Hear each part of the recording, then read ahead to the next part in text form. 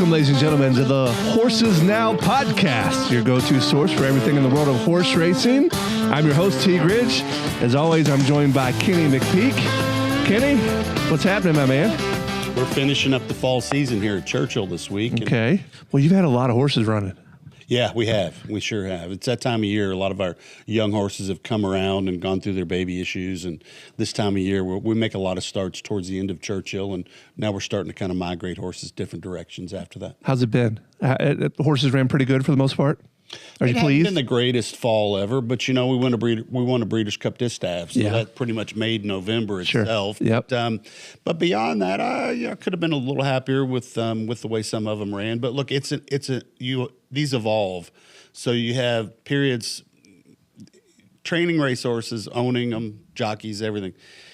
When you have peaks, expect a valley. Okay. All right. Yep. And when you have a valley, look for the peak. Got it. All right. And so it's just kind of like this. Yeah. Because when you win races, you run through your conditions. And when you run through your conditions, for those who don't know what those are, you win a maiden race, you have to run in a never won two or in any other thing. So you kind of have to climb a ladder. Right.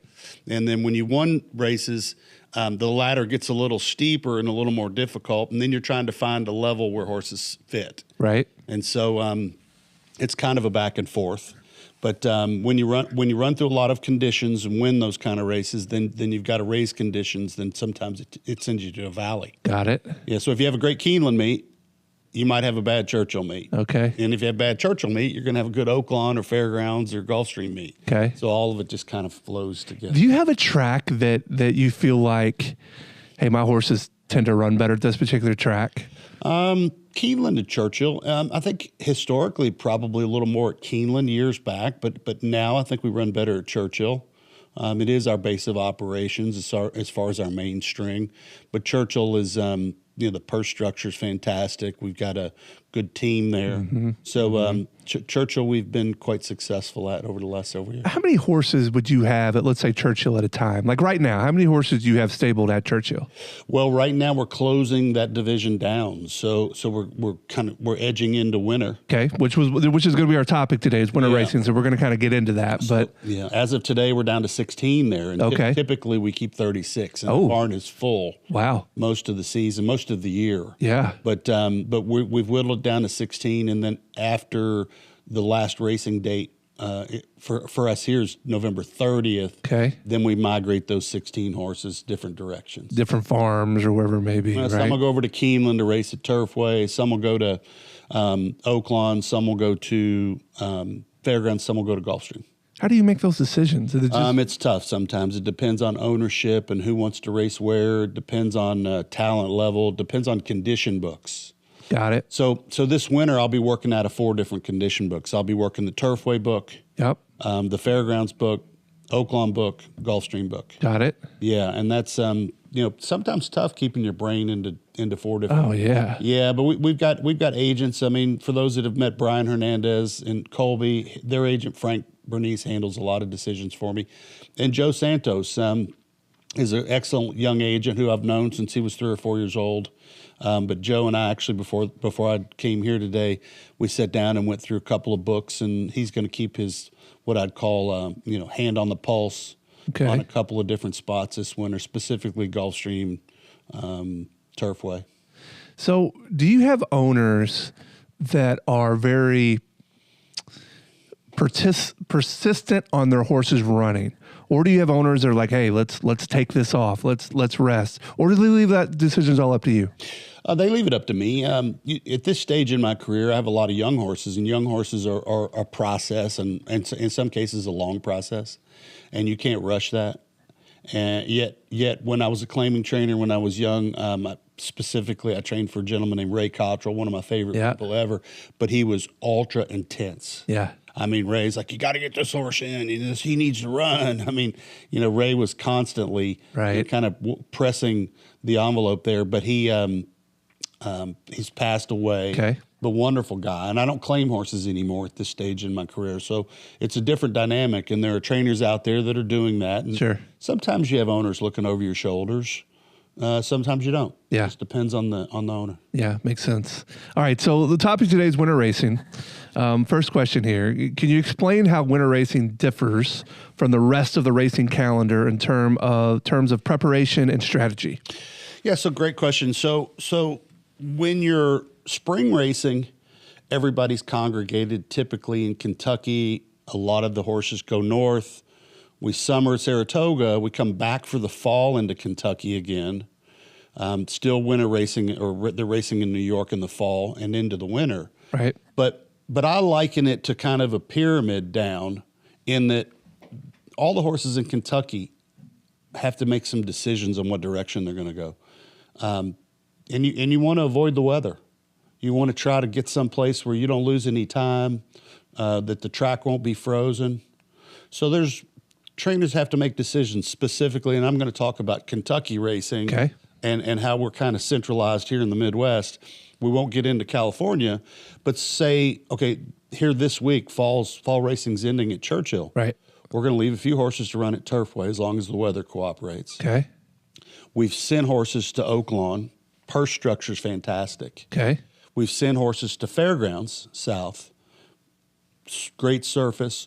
Purse structure could be better. Okay. But the racing's excellent, and people. When you love say racing. purse structure, you're just not racing for as much money? Well, you're racing for maybe half as much at Fairgrounds as you do at Oaklawn, which makes decision-making on that pretty tough, because Fairgrounds wants you to run there. Right. And you want to participate, but then you get owners that say, oh, look, I'm going to run for $110,000 at Oaklawn.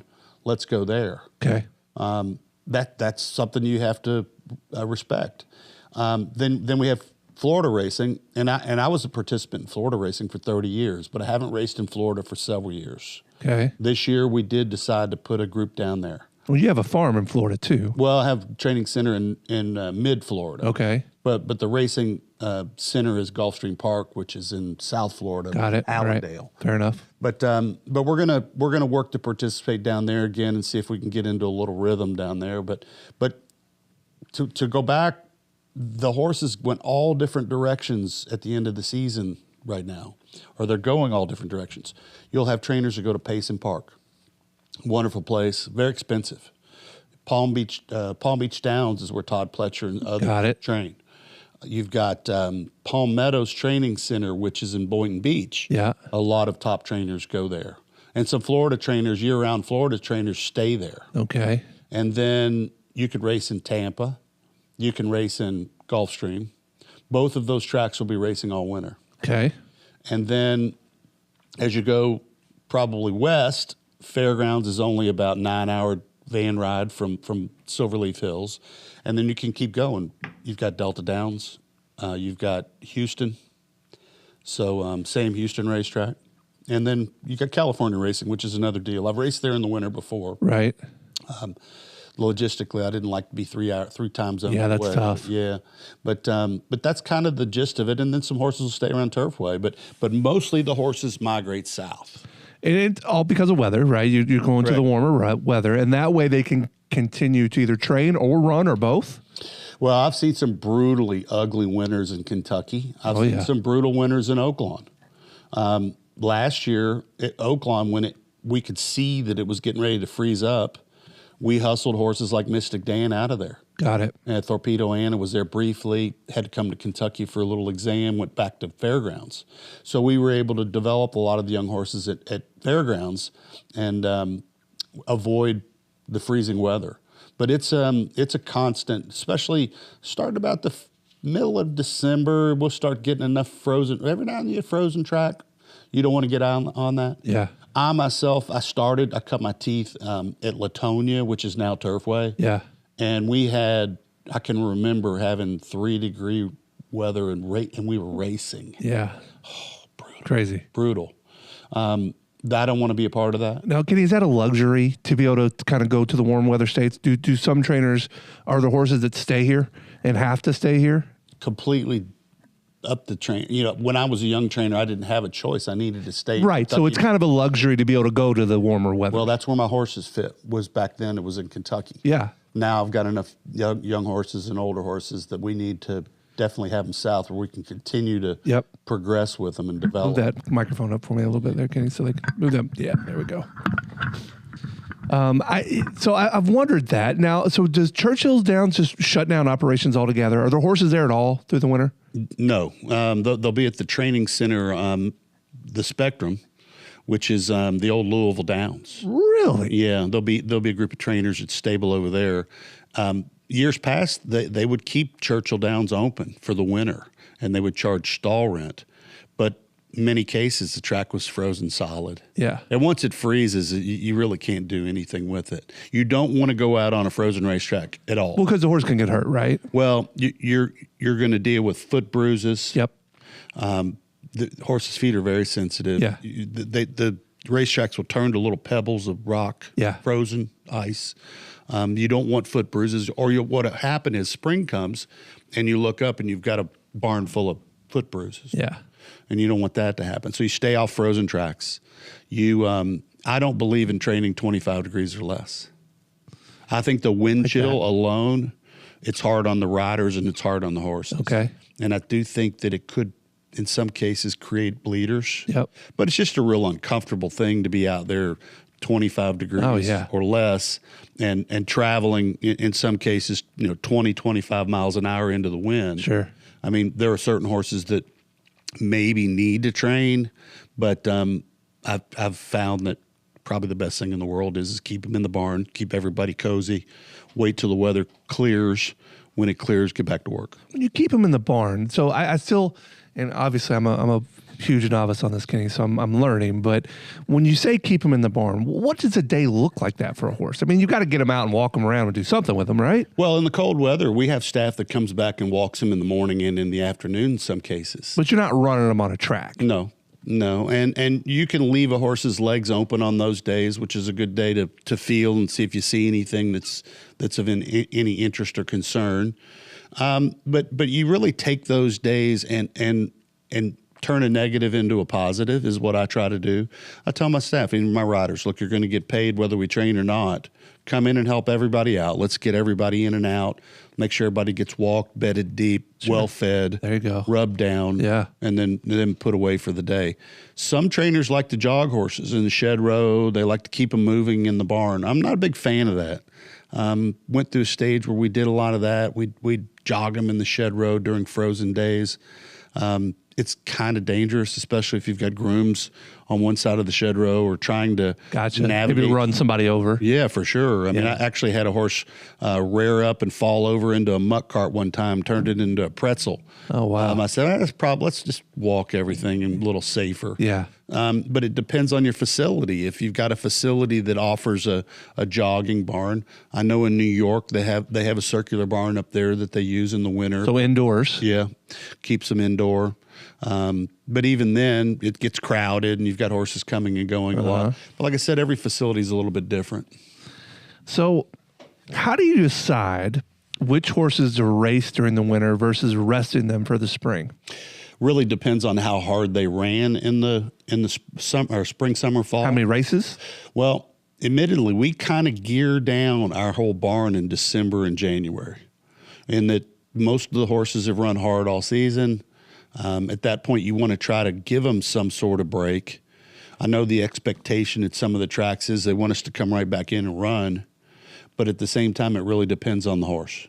You can't just black and white it that all of them get a rest. Some of them are doing well, and the race is on the table. And I do think with winter racing, like I said, we're in Kentucky, and then everything kind of drifts or spreads out. Then in some cases, the racing gets easier, because the horses that were all racing at Keeneland and Churchill will go different directions, right, which dilutes the competition. Yeah. But then when spring comes, everybody comes right back into center here, and then it gets tough again. I'm a baseball coach, and we see that in the fall all the time, where you got kids playing football, or some talent kind of migrates out, and fall's a little bit easier to win. Yeah. And when everybody's back in the spring, it's a little bit different. So historically, Keeneland and Churchill in the spring was one of the toughest places in the world to win. Yeah. And the fall was easier. But it's still tough in the fall, so because the purse structure at both racetracks are so strong right now that the good horses are gravitating to the money. So you mentioned that, even your jockeys come in and help. How does winter racing affect jockey availability, their performance? Do they go south so they can still work, or how does that work for jockeys? Well, not jockeys. Jockeys don't come in and help on these winter days. I'm talking about the exercise riders. Okay, gotcha. Yeah, fair enough. So the exercise riders are typically on salary. Got it. Because they're on salary, they get paid whether we train or Got not. it. Okay. Now the jockeys is another deal. Once again, they all separate and go different ways. And Brian Hernandez is a New Orleans rider. Yeah, and that's where they're from, right? So they like to go down there and race. Yeah. I think it's good for him. His family goes down there. He keeps a home down there. Got it. You've got. And you love those Cajun riders. You've said that a lot. Yeah, no, always have. Yeah, and then Florida historically, the riders from New York went from New York straight into Florida. Got it. Because a lot of their clientele are at Payson Park, Palm Beach Downs, Palm Meadows, and the racing at Gulfstream historically was the best racing in the nation. Historically, today it's not. Okay. It was the absolute center of the universe for the longest time back when Woody Stevens trained and they had Hialeah, and you can go back to guys like Alan Jerkins, who was a good friend of mine. I mean, a lot of who's who. Shug McGay, he's still stables down there. I love South Florida racing. I just wish that they would I think they made a mistake, or it ain't anybody's fault, but when they shuttered Calder for the winter, or Calder racetrack, then it's really pushed everything over in the Gulfstream, puts a lot more pressure on their the horses they're racing, because filling races is more difficult. Man, I still am grasping with the thought of how you figure out what you do with these horses, which one goes where. Now, when you said when they've ran hard in the spring or they've ran a lot, what is that? How many races is that? It's all gray. It's not black and white. So it doesn't. There really isn't a number necessarily. No, it depends on what races are out there on the schedule. It depends on the horse's timing. Like Torpedo Anna's ran a lot. She had a steady year. She basically ran spring, summer, fall. Right. And so she deserves part of the winter off. She's getting 60 days, so she's still got a little more than a month before we even think about bringing her back. We're going to parade her Friday at Churchill. That'll be exciting. I saw that. What's that about? Why? What's the point of that? They asked me to. Just because people want to see her? Yeah. They asked me to parade her, and I think Fairgrounds is going to have me bring Mystic Dan over one day too. That's cool. Yeah, it is. It is. It's an honor to do it. It's logistically, it's a little bit of a pain, because where's Torpedo right now? She's at Magdalena, right? She's at Magdalena. So you got to bring her in. And when you say parade, you just walk around the paddock, or what's that look like? Well, from the beginning, she's part of the horse country tours right now. So a lot of people are going to see her. Yeah. And they go see her at the 11:30 tour. After the 11:30 tour, my instructions were feed her. Uh-huh. And then after she's had a chance to eat, load her on the truck and bring her to Louisville. It's only an hour and 10 minutes from Magdalena. And so we'll bring her over. She'll have an attendant on the truck. They'll put her in a regular stall, so she'll be accustomed to that. And then we will dress her up and probably put her Oaks blanket on, and maybe, I don't know that we'll put a bridle in her mouth. We'll probably just bring her over with a halter so she doesn't get too excited. But she's sensible, and she'll be excited, and I think people will hopefully enjoy seeing her. We're going to do a little hat giveaway that I basically put out there that girls, if a mother and father bring their daughter, and we're going to give away about 100 hats. Cool. Yeah, I think that'll be fun. The pink Torpedo Anna hat. I love it. Yeah, something a little sharing, build a game. Such a star, man. Actually, I'm going to jump to, since we're talking about the Torpedo Anna, there was a question here from one of our listeners. How do you feel that Torpedo Anna will fare in the Eclipse Awards? Well, she's definitely champion 3-year-old filly. Okay. Whether they make her horse of the year, I think we touched on this topic in another episode. We did. I don't have any control over it, and I don't understand the voting on all that. But from what I understand, it's 3 different entities. But she's done her job, and whether they vote her horse of the year is out of my control. But certainly very proud of her. If she wins horse of the year, and I know I asked you this once before, that makes her when you start getting into fees of reproducing horses, that makes that go up, right? It could, it couldn't. It just really depends. I think people buy horses on the individual as opposed to the awards. So, gotcha. So there's plenty of horses of the year that went to stud that didn't end up being valuable. So that's just a kind of a hit and miss deal. Interesting. Yeah. Okay, back to the winter racing. Are there specific type of horses, maybe younger or maybe more experienced, that tend to excel in winter racing conditions? Well, I think the biggest difference is probably New York racing, because in New York, the top horses are there spring, summer, fall. Then when winter comes, those horses evacuate and typically go south. So you'll get a different group of stars every winter. Okay. And then when spring comes, they kindly disappear. Right. There's a really nice horse that I'm trying to remember the horse's name, Repo. It would have come to me, but he wins during the winter, but then when spring comes, he doesn't do anything, and then when winter comes, he starts winning again. That's crazy. Yeah, well, but the competition softens up a little bit. Yeah. Okay. So it is a little bit different. And then I can remember back in past, there were horses that were really good turfway horses during the winter, but they weren't that successful in the spring, summer, and fall. So it really depends on the horse and the conditions. And do you have any memorable memories, standout memories of success stories from one of your winter racing events? Well, my favorite winter ever was probably 2002, when I had Take Charge Lady, Repent, Harlan's Holiday, and subsequently Sarava to win the Belmont by June. We didn't have that many horses then. We only had 21 stalls at Gulfstream that winter, but I had 4 superstars, and that was amazing. And I didn't start racing in South Florida until 1995, 96, and that was 2002. So I hadn't been there that long, but we hit a pretty high peak that winter. Right. And Take Charge Lady swept all the stakes races in New Orleans. Repent won the Risen Star and the Louisiana Derby. Harlan's Holiday won the Florida Derby, came in the spring and won the Bluegrass. And then Sarava was a horse that kind of came out of the woodwork and won the Belmont by June. Yeah. So yeah, that was pretty cool. And it took our numbers to another level when that happened. I guarantee it. And this year has done the same thing. It's taken our numbers to another level. I'm actually probably mentally challenged because I've never split between 3 winter tracks. But back then I was smaller trainer, and it was really nice to have them all together. Do you have a favorite winter track? That's a good question. At this stage, Oaklawn, I mean, the job that they have done over there attracting fans and getting the purse structure is amazing. For like I said earlier, 30 years, I was a strictly Gulfstream guy.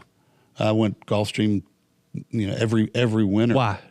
Well, the weather and the competition and the purse structure was all the best. You just felt like it was the best place to be. Yeah, and they've had their fair share of struggles, and I'd love to see Florida racing, Gulfstream racing get back to its heights again. Mm-hmm. I'm not sure what the answer to that is, but that is a fantastic place to race when things are good, and it's a beautiful place to be during the winter. The weather's flawless typically, for sure. But you got to go where the purse structure is, and I have had clients that demand that I'm at Oaklawn. So, is the weather as kind as it is in South Florida? No, but the racing's pretty dynamic, and they've done a fantastic job there at this stage. Good answer. All right. So, how has winter racing evolved over the years, and where do you see it going in the future? Well, like I said, that at one point Gulfstream was the center of the universe during winter racing. At this point, it's it's shifted a little bit. Yeah. The purses at Fairgrounds and Gulfstream are the same, but Oaklawn's got such great purse structure. They've done it through the casino and instant racing and what they call historical racing, and you've got to follow the money. I mean, it's part of our job, but they have spurts of bad weather. I mean, myself, I prefer training horses at fairgrounds. I mean, there's no better place in the world to actually. I love living there. Mm-hmm. I mean, the surface is probably as good as anywhere on the planet to get a horse ready over. Yep. So you've got all these different dynamics in different places. Yeah. It's like having, I mean, trying to choose a girlfriend. Who do you love more? I don't know. I mean, but I've had positive experiences at all of them. All right, Kenny. That's awesome. Okay, we're going to get to a couple questions here that our listeners had left. And hopefully these are some names you know. One of our listeners asked if you could talk a couple minutes about Fancy Quality. Does that name ring a bell to you? Sure. This is a filly that I bought in the Arcana sale, and she's by a real prolific stallion named Wooten Bassett. Yep. There you go. And she ran third first time out, and a really good performance in New York earlier in the fall here. Unfortunately, we entered her back. Race didn't fill. We had a couple spots. Race didn't fill. Now turf racing, and she is strictly a turf horse. Turf racing's finished for the season in New York, so we migrated her to New Orleans, and she's going to run it at the fairgrounds here, hopefully in the next week or two. Okay. Yeah. So I'm assuming maybe some of the owners of Fancy Quality maybe asked us to ask you that question. She has 1,000 owners. Okay, so that's probably why, yeah, right? because she's part of the My Racehorse. Yeah, there you go. And I get tagged by all of them pretty regularly, and I cannot answer all those questions. Yeah, I think it's My Racehorse's job to keep them informed, but they always ask me. Now, so Wooten Bassett. So that was the second part of this question. How do you feel about Wooten Bassett as a stallion? Well, he doesn't really. Well, it's a European stallion. He's owned by Coolmore. Okay. All right. And you're not going to get many of those in the United States. I just happened, and I like going over and finding nice looking horses that maybe with a young stallion. Yeah, and I bought her before he really popped. Well, it says that you actually bought Fancy Quality before the stallion fee tripled. Yes. Yeah. And that's what I try to do is to beat the market to the punch a little bit. She's been a filly we've had a hard time getting her to come around. She had a little ankle chip we dealt with. Her ankles were really kind of, let's just say they needed more time. Got it. And then just little things, but a lovely filly. And like I said, I think hopefully this winter we can get some forward motion with her. Awesome. Great answer. Man, your ability to be able to recall these horses, and it's crazy. The memory's unbelievable. All right. So from our friends at Two Broads at the Track, they've got a couple questions here. One of them is, we'd love to learn more about how someone becomes a racehorse trainer. So in their latest podcast, they talked about a young woman who has gone out on her own, but they wonder how difficult it is for her to earn a living. When I was a young trainer, I think it took me 10 years till I actually started making any real money. The hard part is getting good horses. Yeah. Training horses isn't rocket science. If you pay attention, you've got a good team. If your groom's on top of it, you see things. Good trainers see things. Right. And they address them, whether it's cracked heels or that's where they get a little rash underneath above their hoof. Nothing major, but those are kinds of details. How a horse is eating, making sure the shoeing and worming and dental is all kept up to date, flu vaccinations, Coggins. There's a lot of things like that. But to get to the next level, you have to figure out how to come up with good horses. And I was always one that I didn't rest and wait for somebody to bring them to me. If I was a young trainer, male or female, I would be proactively going after trying to find horses and then encouraging my clients to buy what I find. And if you sit back and wait, you'll go out of business. Yep. And if you depend on an owner, the problem with that is, my mother would give me the advice that she said, son, you're going to get hired and you're going to get fired. The key's getting hired more than you get fired. There you go. He said, if you keep a client 5 years in the horse business, because it's expensive, it's not for the faint-hearted. If you keep somebody in the horse industry for 5 years, you've done good, but know that they're not going to always do it. So you got to continue to cultivate. Yeah. And so as a young trainer, I probably quoted my mom a few times on here, but she'd say, go to the Better Business Bureau meetings, go to the events, shake hands, have a pocket full of business cards, say hello, tell them what you do, don't be shy. Yeah. You cannot rest. And, for a young trainer, that's the challenge. That's the key. Yeah. And then your daily rate, you're not, you can't charge a top daily rate when you're young. Mm-hmm. And so that's something you've got to evolve into as well, where people don't mind paying your day rate. But I can remember charging $23 a day back in the 80s and starving to death. I bet. Oh my God. I think I had a 30 waist. I was taking care of a lot of the horses myself back then. I mean, it was some serious work, but that's the price you have to pay to be successful. What a great answer. And hopefully some young trainers heard that, because that's some great advice there. All right, last question, and we'll wrap up this episode. Also from Two Broads at the Track. They'd like to know about bloodstock agents. What does this term mean? And are these individuals who represent owners at auctions, or do they have something to do with breeding? And is Kenny a bloodstock agent? So, yes, I'm an agent because I've always gravitated to selecting my own horses. Okay. There are some excellent agents out there. There are some that are mediocre. Okay. I think that the dynamic of a bloodstock agent and a trainer is a conflict, because if a bloodstock agent buys a horse and then the trainer trains the horse and the horse can't run, and we know it's a game of failure because 80% of the horses aren't going to be top horses. Yeah. And what happens in that relationship a lot of times is the agent blames the trainer, or the trainer blames the agent. Right. And then the owner's in the middle going, I wonder what happened there. Yeah. And then I've seen racing managers and bloodstock agents that were fantastic, that were not issued, would never blame the trainer, understand the dynamics. Yeah, know the game. Of what goes right and what goes wrong.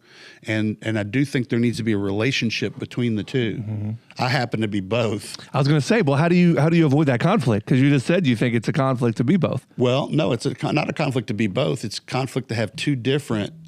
With me, so you can avoid the conflict by being both. Exactly. Well, I gotcha. If I go to a horse sale and I see a horse I like and I want to train, and I buy that horse, then obviously I'm going to train that horse. There you go. And then I think the great thing about doing that, and I encourage, young trainers out there need to get out to the horse sales. Yeah. They need to do their own work, if you ask me. Right. I mean, the harder you work those horse sales, the more successful you'll be the next year or several years. Sure. But if you go to the sale and the agent buys a horse you don't like, that's not good. Yep. You want to be part of that purchasing process. Yeah. And when I was young, it's actually the first yearling that I ever bought. Roy Monroe allowed me to buy it, and I had been sent 3 homebreds that he was in on, and they were horrible horses. They were slow, no future, and I convinced Roy to let me go to the sale. Yeah. And I bought him a stakes-winning filly for $8,500. Yeah. It's not what you spend. Right. And the other thing is that think of it as a petri dish. When you buy a yearling, the trainer gets to observe that horse and the whole process. Yeah. And so when I've bought horses over the years, I see it. I see what grows out of there. I see what works. I see what doesn't work. Sure. The way horses were made, the way they moved, the way they were bred, the whole point A to point Z process of finding a good horse.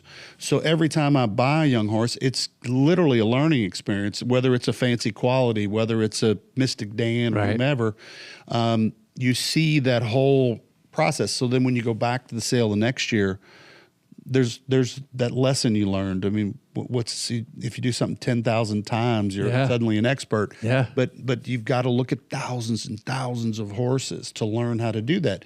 I think one of the things with some bloodstock agents is that they want to do things on paper, and yet we're really dealing with living, breathing, moving works of art. Yeah. And you can't do it on paper. Right. And so you have to go out and look at these horses, and then some people have an eye for it. Some people have a great eye. There's people, a lot of guys I really respect. Mike Ryan, one of the best ever. I mean, I could go on and on. Some of the people that I have bid against and competed against, and yet there are others that I say, oh God, well, that's not a horse I would have. But everybody's different, and that's the art of buying horses. And in some cases, training horses. You've got to come up with the right one, and you do that. That effort has to be in synchronicity so that the owner's getting the best result. What an awesome answer! All right, I love it. Can anything else before we get out of here today? We're gonna have to start charging the two broads by the question. I'm telling you what, man. All right, girls, keep them coming. Hey, they're listen, and Kenny, they do a great podcast. They do a really good job with what they do, and but yeah, they're helping us fill the content here on our show. I like it. Keep them coming, man. Give me the link to the two broads, and we'll share it. We'll share it to everybody over here. So if they're promoting the game, we're promoting them. There you go. There you go. Thank you, everyone, for listening to the Horses Now podcast. Hit that subscribe button, and we'll see you next time. See you at the races.